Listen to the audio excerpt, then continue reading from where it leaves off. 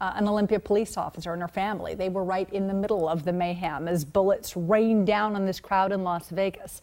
Fortunately, they escaped unharmed, but they're sharing their ordeal. King 5's Ted Land is live in Las Vegas this afternoon with more on how training and instinct helped them out. Ted, good afternoon. Mark and Amanda, that officer, she is 8 months pregnant and she was here on vacation.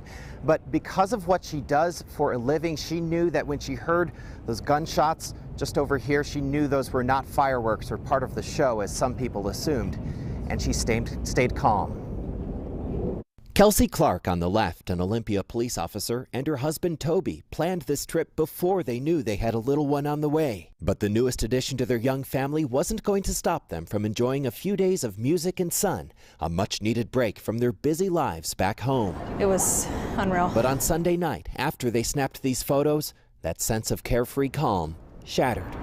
Just the sounds. The sounds are going to stick with me forever. The screams, the automatic gunfire, the cracks and the whistles of the bullets hitting around us.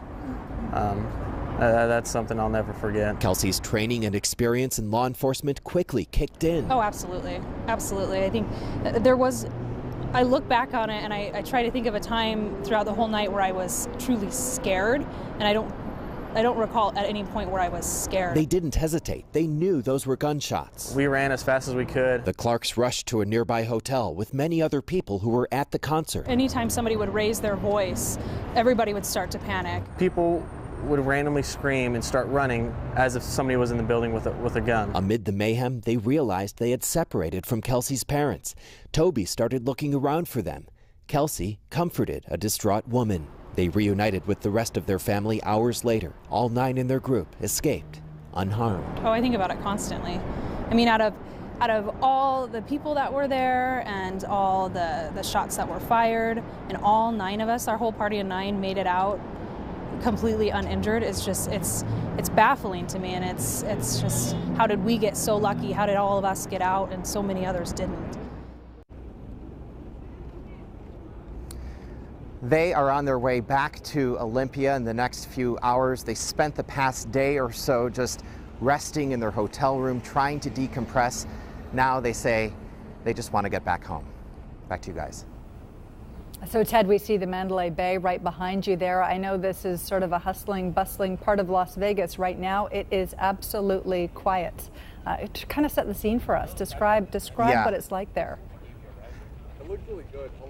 Yeah, and actually, just before we went on air, a man walking past was talking to a police officer over here, and he said, "I've never seen the Strip so somber." So it really gives you a sense of how people are reacting to all this here today.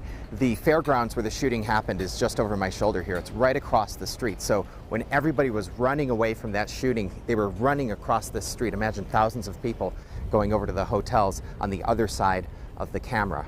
Tonight, it's very quiet. There are still cars left at the gas station. One mid-refueling is still left in the middle of the gas station. Also, I saw some FBI investigators out here trying to gather evidence. Still several hours after the shooting, days after the shooting, they've been out here in the street taking measurements. It's a very active scene, but it's a very quiet scene still tonight. Ted, I want to ask you, to be clear, police really do believe this is just one guy, so there's no real reason to fear Las Vegas at this point, is there? That's right. There is no reason to fear, and despite how quiet it is, there are some people who are remaining on their vacations, walking around with those big slushies or whatever on the sidewalk. So it looks like for some people their vacations were not interrupted or stopped by this, and you'll have little moments like that as you're walking around on the Strip, just going about your business, taking in the sights and sounds of Las Vegas, and then all of a sudden you come across a memorial with some flowers and some notes and cards for the victims. It's a reminder of just what happened. All right, King 5's Ted Land live in Las Vegas. Ted, thank you so much.